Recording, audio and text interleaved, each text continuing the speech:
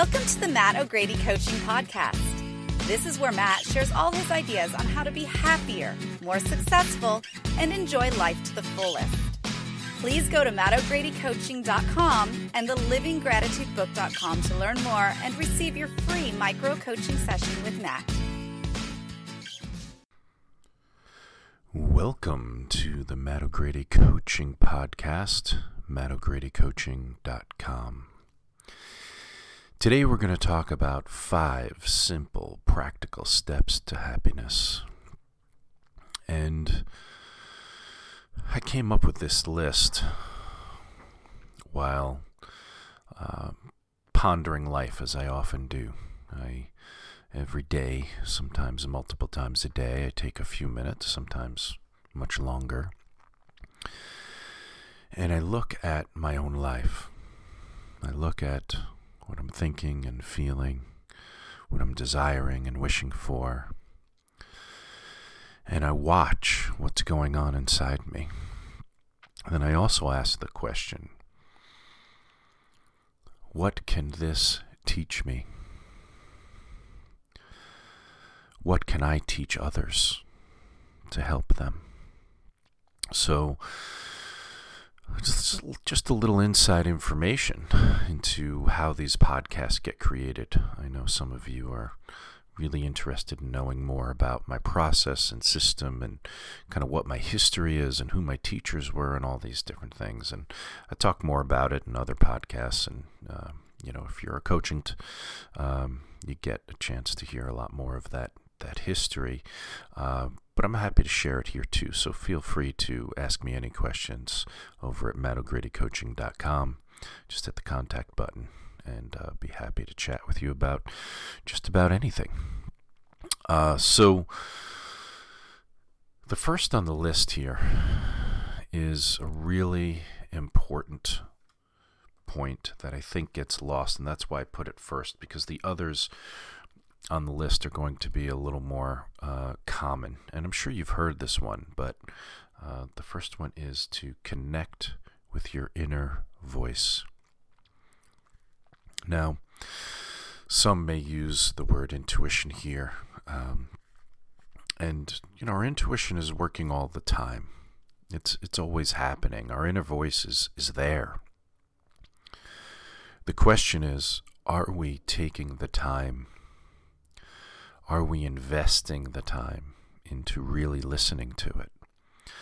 Now, a lot of people think that, well, of course I listen to my intuition, I trust my gut, I move forward, I'm a decision maker, that kind of thing. But what we often don't realize, unless we're really mindful people, is that the intellect, the ego, if you will, the thinking apparatus in our lives will often completely steamroll the intuition, completely steamroll the emotional life, completely steamroll any sort of subtle, deeply intimate aspects, and it just goes to get the job done, to move things forward, to be busy, to do. It's focused on action, And listen, of course, taking action is an important part of life, but inspired, intuitive action is much better than just action for action's sake. So I highly recommend that you take time every day, even if just for a minute or two, literally a minute or two per day, to just sit back and listen to what the inner voice is saying. Let's do it right now, because these are the 5 practical, simple and practical steps to happiness. So I want to make sure that you walk away from this podcast with at least a real way to use these 5 points. So it's important to just relax as much as possible. You may be driving, you may be on your jog, you may be at the gym, you may be somewhere listening to this podcast, but just do your best to just check in with yourself. Just relax the body as much as you can. This isn't a meditation, don't worry, you don't have to close your eyes. Just begin to feel the body, just noticing the body, coming into the body. We're getting grounded. And you don't have to close your eyes to get grounded. Simply awakening to the reality of your real experience. And from that relaxed place, just begin to notice any subtle, intuitive aspects that might be moving through you right now. Just simply open up to the idea of the intuition and the inner voice, and we'll often see a vision or feel something or get an idea to call someone or be reminded of something that's really important to us. And just notice what's there for you. Just set the intention that you're going to connect with your inner voice, and simply open and listen and see what is there. And you may not get something today, and that's okay too. It's like any muscle, right? It just needs to be worked out over time, and it will get stronger. So that's literally how simple the task is. It's that simple. It's really a matter of just taking a few moments to relax, to get connected, to get grounded, and then simply set the intention to listen to the inner voice and then open up to what's there. You may have received something, and then it's really important to remember it, to write it down, to send yourself a text, to do whatever you have to do to remind yourself that this came to you from an important, powerful place within you. And I think if you practice this on a daily basis, you won't want to live your life without it over a period of time, because it's so helpful to nurture the subtle, innocent, vulnerable, sensitive places within us.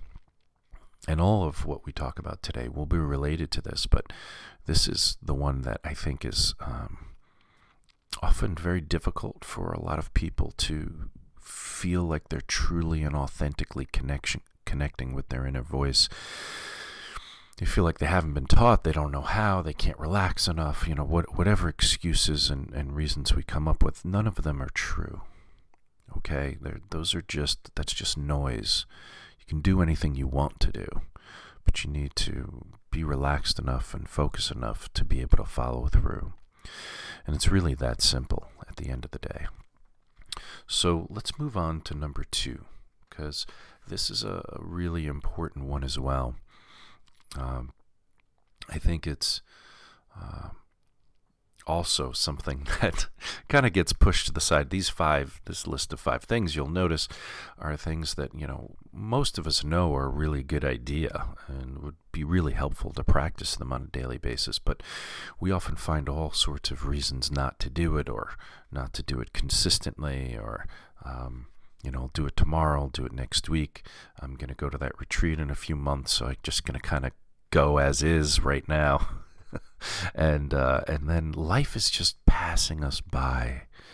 So I really want to inspire you to take the time for yourself. Literally 5 or 10 minutes a day could be your practice. That's it. And then it can build and expand and grow from there. But if you have a 5 or 10 minute practice that you're working on yourself every day to check in, listen to your inner voice, and number 2 on this list, to watch your thoughts with no judgment. Once again, it's as simple as relaxing, grounding, and watching. Just noticing what moves through you. Right now, you have the influence of my words, so you may have inspired thoughts, you may have resistant thoughts, you may have neutral thoughts, but thoughts are almost always happening. Unless you're in a really deep state of meditation or some kind of high-level vibration experience, thoughts are running through us. There's often an avalanche of thoughts. If you've ever had a panicky moment or really stressful time, we know it feels like this tidal wave of thoughts just smashing down upon us, and we feel crushed under the weight of them. And even on a daily basis, we can feel that stress moving through when we're really busy, or we've got a deadline, or we've got something, that we tell ourselves is really important coming up. There's often this pressure, self-induced pressure, and simply stepping back, relaxing, grounding, and watching the thoughts can alleviate so much of that pressure. And we just start to see what's really moving through us. Most of this is going to be from the intellect, but sometimes the thoughts can be really subtle and we miss them. And as we start to take a look at them objectively, we just simply step back and watch. We just become watchers. And of course, if you listen to this podcast, I think it's important to do for the body. And as you will see in number 3, the emotions. But it's so important to learn how to observe ourselves so that we learn from it. It doesn't mean we instantly become enlightened, but you become much more enlightened when you watch who and what you are and what is moving through you, because those are the ingredients to your life. Your thoughts are directing your life. You're making decisions. You're allowing wherever you got this information from, whether it was from your parents or teachers or coaches or whatever influencers you had when you were young, to the point now your influencers are a podcast, news, articles, books that you read, magazines that you read, people that you spend time with, people that you listen to, even if you don't think you agree with them. What they say and do is affecting you. Vibrationally, that is an impression that you take in through your eyes and your ears and through your being, and you are now assimilating that experience into your life. Whether you agree, disagree, or feel neutral, it's still an influence on you. So really important to manage and be conscious of what we allow into our lives, whether it's our own thoughts or someone else's words and thoughts. And we can become conscious and choose what we want to allow in. Some podcast that we find is really helpful to our lives, or anything that we find is nurturing and loving and helpful. That's really what we want to focus on allowing in, right? Because that's going to be what's going to allow us to continue to advance towards what we want most in life. Joy, happiness, success, peace, love, beauty. That is where we want to go, whether we know it or not. That's what we want. We want those high-level vibration experiences. But if we don't know what we're thinking, if we don't know what information is moving through us, it's really difficult to get clear enough to then direct our lives towards what we want most. So learning how to step back and watch our thoughts is a really important aspect of our work, of our self-actualization, our self-realization. And number 3 is just as important and directly related to watching our thoughts. And so we're going to do a bit of a combination of our thoughts and feelings exercise right now, because we know they go hand in hand, right? We think, and as we're thinking, we feel something related to what we're thinking. So as we go through our days, through our lives, thoughts and feelings are really integrated, although we have this amazing ability to be able to observe them separately to a certain degree. I'm sure there's some overlap because life is one, but at the same time, we have this amazing mind to be able to really hone in and focus specifically on what our thoughts are and or what we are feeling, and checking in on our emotions. Really investing time into emotional intelligence is one of the absolute best decisions I've ever made in my life. Learning that we are emotional beings is so important, so absolutely important. and directly related to connecting with our intuition, connecting to our inner voice, as we talked about in number 1. So important, because how we feel is our emotional GPS, right? It is that information that tells us what direction we're pointed in, what area we're moving into. So if we feel fear, for example, we know that we're coming face to face with something that we have told ourselves is dangerous. It may not be at all, right? Like the irrational fear of going up in front of our classes in high school or middle school to give a speech. That's just like this typical thing, right? It's one of the number one fears in the United States is public speaking. And I still, even though I've done it thousands of times at this point, between podcasts and videos and TV shows and, just different things that I've done, live events and giving presentations for my digital marketing company, whatever it is, I've literally done thousands of public speaking types of things. And I still can feel some of the patterns of fear, even though my mind is clear and my heart is inspired and I'm like ready to go. Like my palms may still get sweaty, I may still have butterflies. But what I've taught myself throughout the years is that that's excitement, because fear and excitement often have a lot of this similar characteristics. It's just kind of the filter that we decide through what we're feeling. So if we begin to choose to believe that we're getting excited and inspired and uplifted, we can transform that fear into joy and excitement. Isn't that amazing? Isn't that so amazing? But the only way we can get there is by being aware of what we're thinking and feeling. So let's do some of that now. Let's relax again. Just let the body fall into place, even if you're driving, right? There's nothing wrong with relaxing a little bit as you drive. Let those shoulders down. Let your belly be relaxed. Don't clench your hands or your feet. But keep yourself safe. If you're walking at the gym, in the car, whatever, just make sure you're safe, but relax as much as you can. Feel grounded. Feel your body. Be awake in your body. And begin to notice what you're feeling. And you can just simply go inside and begin to look.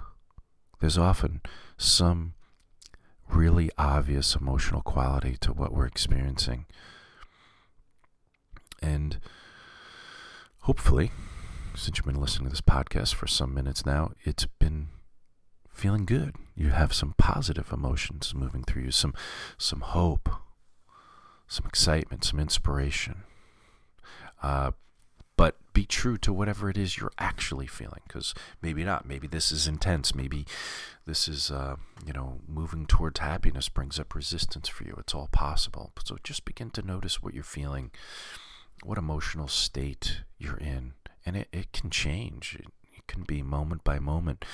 Emotions are a journey, but they color our whole life experience. So it's so important to know what we're feeling.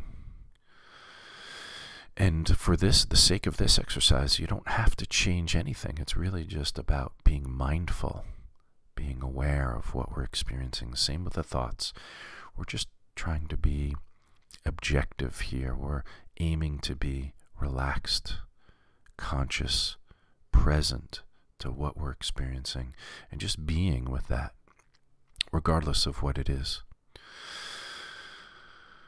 From joy and ecstasy to fear, doubt, worry, stress, dread, anything in between, just notice what you're feeling and accept it. Just accept it for this moment. That's what it is.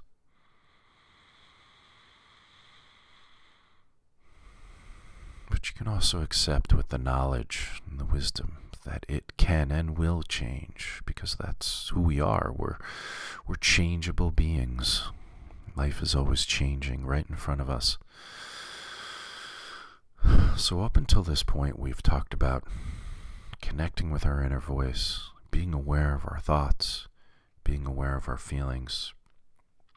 And from that place, I want to move to number 4, which has really been interesting for me since Thanksgiving of this year.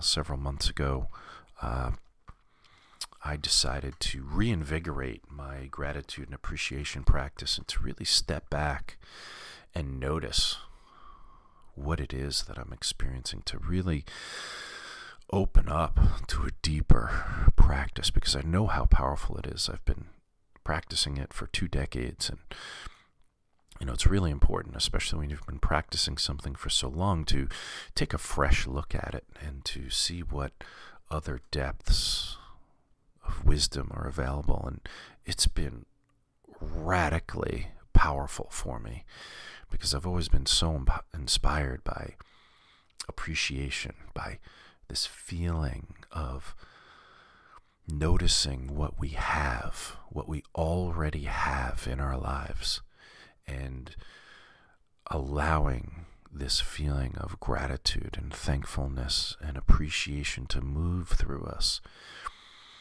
Because as many of the ancient mystical teachings, from the Bible to the Quran to the Torah to all powerful, the Buddhist teachings will tell us that gratitude and appreciation, enjoyment of what we have, is so important.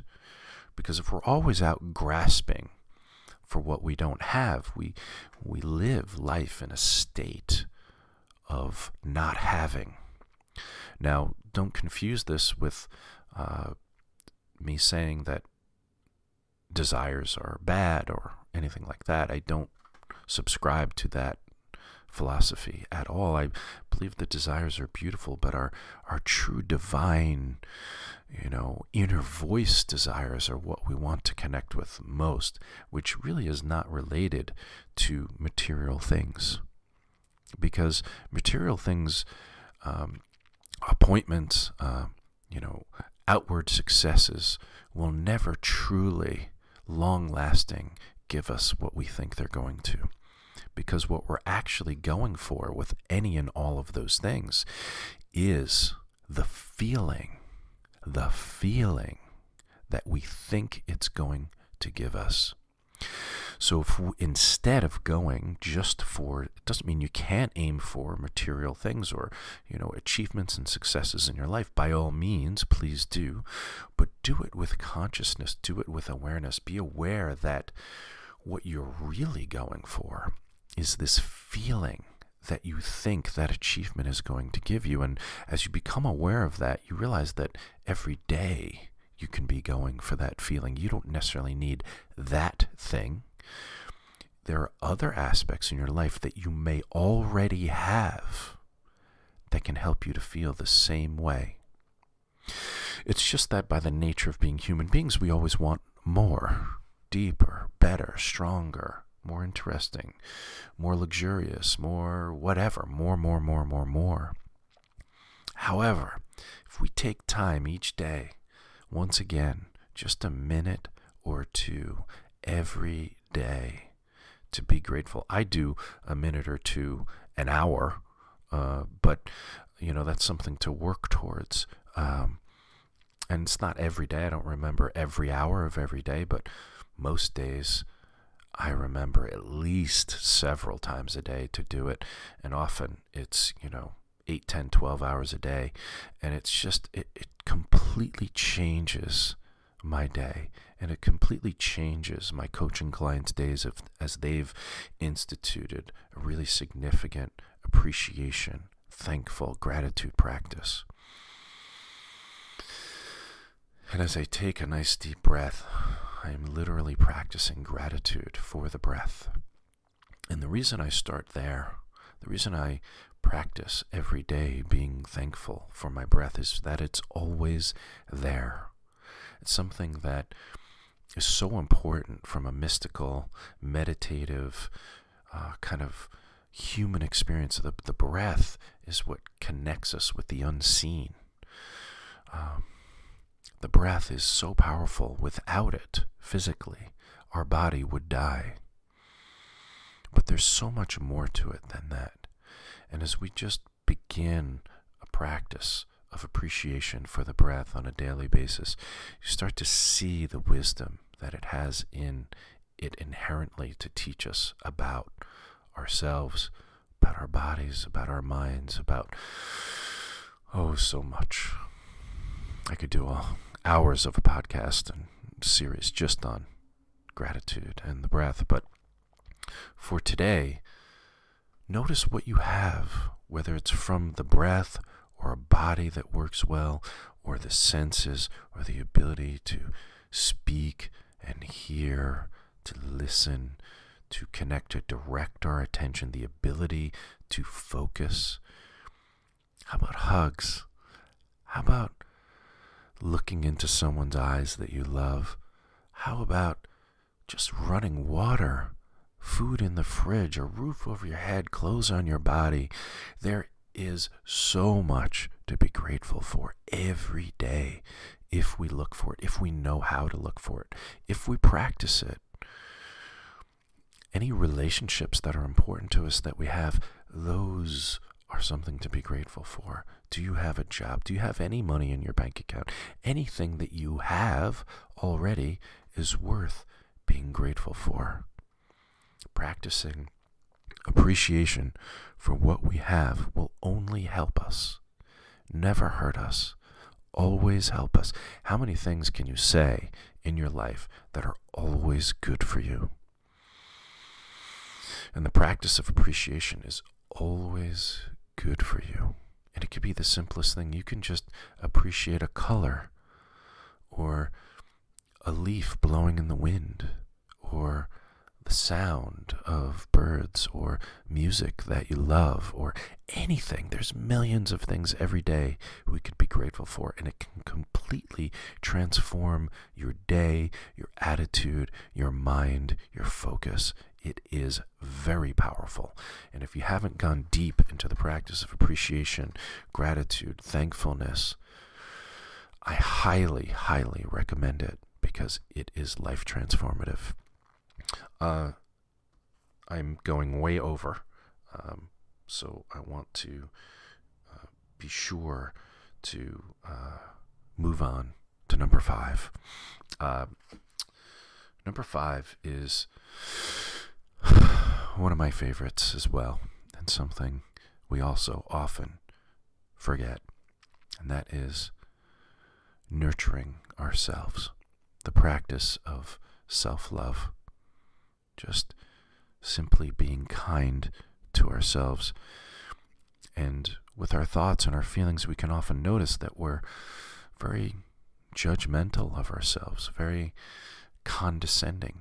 We're not enough, we're not good enough, we didn't do a good job, why did I say that, why did I do that, I can't believe I did that. Whatever it is that moves through us that's negative, whatever it is that moves through us in that thought process of not being good enough, not being worthy, or just wanting to, kind of let our fear and our doubt and our worry kind of consume us and hold us back from the beauty and the miracles and the possibilities for our lives. Because that's really what's happening when we practice self-criticism, self-judgment. We are as far away from self-love as we can get. So, and a lot of times it's just the pattern that we grew up with, that we were taught by our parents or someone else, or that we just fell into for whatever reason, and now it's been going on for many years, in some cases many decades, piled on top of one another. So it's this pattern that's almost feels insurmountable to change. But I'm here to tell you that it can change, and it will change if you focus on self-love. You don't need to do anything about that self-criticism process if you don't want to. I mean, it can be very helpful to become aware of it and to pause, relax, and gently shift our focus in another direction. However, just by practicing self-love consciously for that couple minutes a day, you will begin to nurture yourself enough that this energy kind of overflows and falls into all the areas of your life, and will just naturally have the self-criticism and self-judgment begin to lessen, begin to wash that pattern away, because the self-appreciation, the self-love practice, the self-nurturing practice can be so powerful. And it's just simply being kind to ourselves instead of being self-critical, right? So if we are taking the time to be nurturing of the self, it can simply be a relaxation practice. It can be going to get a massage. It can be taking a few minutes a day to practice whatever or play with whatever pastime it is that we have. Not just, watching TV can be a pastime, but, I don't find TV to be really, truly a self-love practice. It's really more of a distraction, or, something that, allows us to indulge in some other drama or comedy or something of someone else's lives or someone else's perspective. It's okay. I mean, listen, as long as it's not out of balance, I think a little TV is certainly manageable. But, a lot of us are doing 5-10 hours of TV per day. And that's just, really throws our lives out of balance. Goes back to that influence that we're allowing into our lives. We're allowing these TV shows or these news shows or whatever to essentially tell us what is true, instead of us deciding and choosing what is true for our own lives. So as we practice self-love, it could simply be something as practical as doing some stretching for our bodies, right? Because we work all day, or we do whatever it is we do, and we often don't stretch. People will run or work out or do something else, quote unquote, positive, but it's got this big action focus on it. And stretching needs to be a little gentler, a little more subtle, a little more intimate, a little more quiet. And most of us don't do that, but we know it's a really helpful practice.